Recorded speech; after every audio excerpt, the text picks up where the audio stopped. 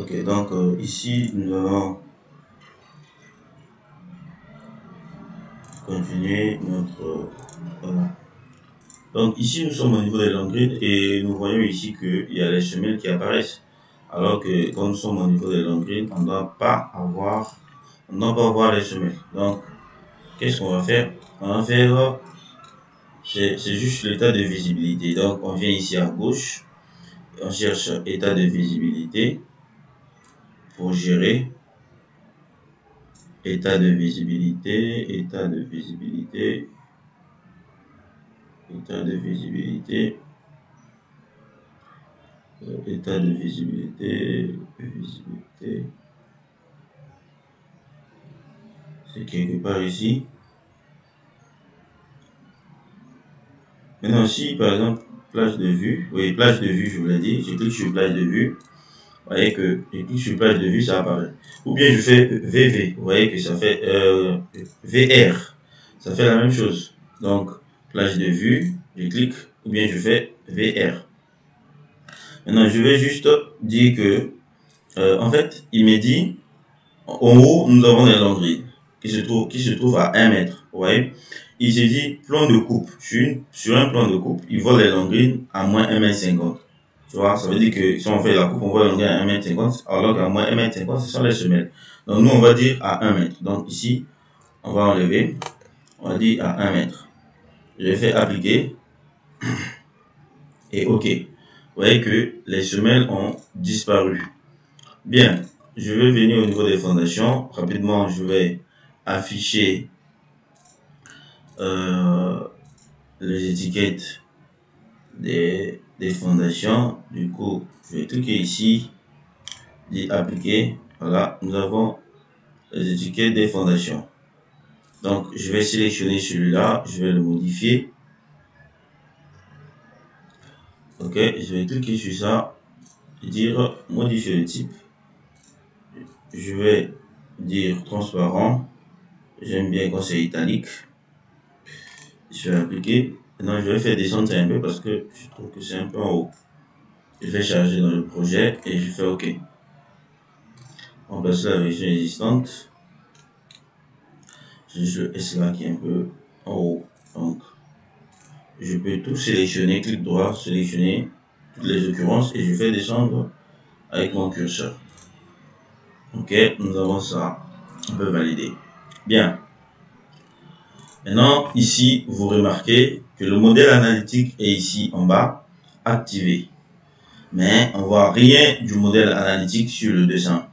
Ça veut dire que si on prend ce projet, on l'envoie sur robot, rien ne va sortir. Même si on vient sur la vue 3D, on clique sur le modèle analytique, on voit que la barre du modèle que j'avais tracé, que je peux supprimer. Dès que je supprime, il n'y a aucune barre. Donc, je vais vous montrer. Si j'envoie sur robot, je fais analyser, robot structural intégration directe. Vous allez voir que rien ne va sortir. Pourquoi? Parce que on n'a pas le modèle analytique sur notre élément. Voilà, le modèle est là. On l'ouvre, ok. Robot activé, robot vide. Vous voyez que robot activé, mais robot vide. Pourquoi? Parce qu'il n'y a pas de modèle analytique, parce qu'ils ont détaché le modèle analytique avec le modèle physique. Donc, du coup, il n'y a plus de modèle analytique ici. Maintenant, je vous ai montré comment est-ce qu'on pouvait mettre élément par élément avec le modèle analytique. Cette fois-ci, je vais vous montrer comment est-ce qu'on peut mettre globalement le modèle analytique après avoir fini toute la modélisation. Donc, vous êtes sur analyser. Vous venez ici, vous faites une automatisation analytique. Donc, vous sélectionnez le way.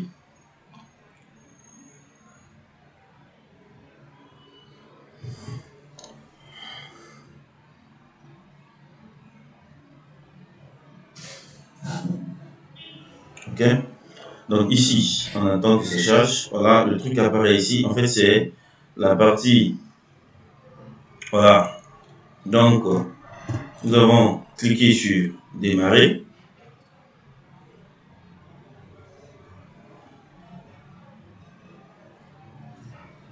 Ok. Maintenant ici, ajuster les éléments analytiques à l'aide des règles connectivité vraie. En fait, la tolérance de la distance 10,35, ajuster les éléments analytiques. Voilà. Premier groupe, ce sont les éléments des murs. Deuxième groupe, les éléments pris en compte dans l'ajustement des colonnes, c'est-à-dire les poteaux. Troisième groupe, ce sont les poutres. Vous voyez, donc il y a tout ici. Membre analytique. Qu'est-ce qu'on va faire? On vient ici maintenant, on clique sur sélection. Regardez. Je clique sur sélection. Il me demande sélectionner dans Revit. Donc je viens dans Revit, qu'est-ce que je fais? Je fais tout ça. Je fais ça, je sélectionne tous les éléments. Vous voyez? Qu'est-ce qu'il me demande de faire? Il me demande d'exécuter. Dès que je fais exécuter, lui charge. Donc les lignes de construction, ce n'est pas son problème. Lui, son problème, ce sont les éléments qu'il a cités ici. Donc si vous ne savez pas faire ça, ça veut dire que vous ne pouvez plus utiliser Revit 2023. Donc votre Revit s'arrête en 2022. Donc puisque le truc est un peu chargé, comme ça tourne.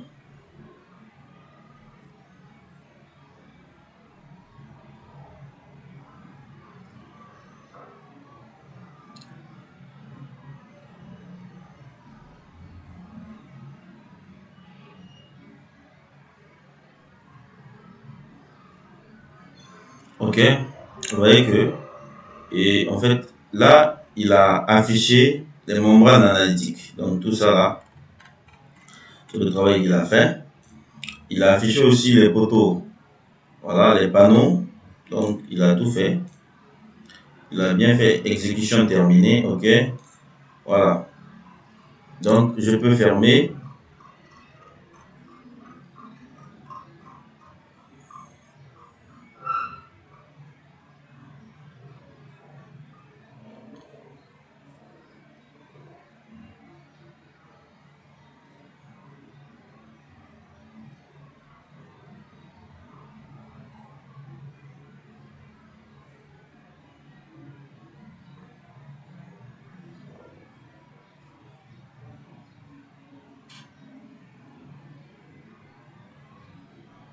Ok, je clique à côté et voilà le modèle analytique est là.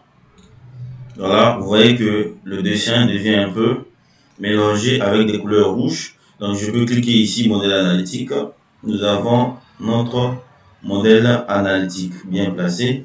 Mais j'ai l'impression qu'il n'a pas appliqué ça sur les autres dalles. Il a juste appliqué sur les dalles qui sont devant. Ok.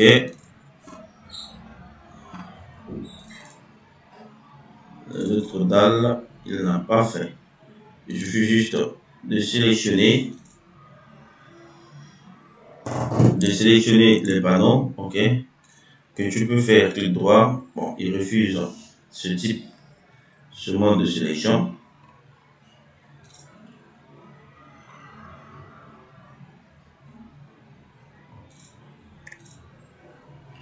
Voilà. Donc, maintenant là, en fait, puisque nous avons le modèle analytique, là, ce qu'il va faire, vous pouvez exporter vers robot. Vous voyez que quand vous exportez sur robot, vous allez remarquer la présence de tous les éléments.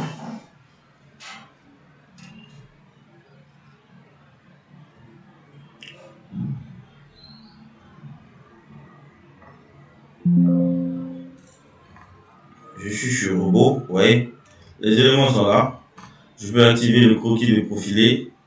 Voilà, vous avez vos éléments qui sont ici. Vous voyez, voilà. Maintenant, le bien est que, en fait, vous pouvez gérer le modèle analytique. Regardez très bien.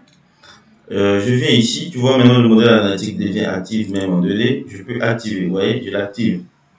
Par exemple, le poteau qui est ici, vous voyez, ce poteau qui est là, déjà, il ne sera pas débordé ici de ce côté. Maintenant, vous pouvez ajuster. Vous voyez, je prends ajuster, c'est-à-dire ça, c'est aligné. Je clique ici, j'aligne ça comme ça. Vous voyez, j'aligne ça comme ça. Mais le modèle analytique reste sur l'axe.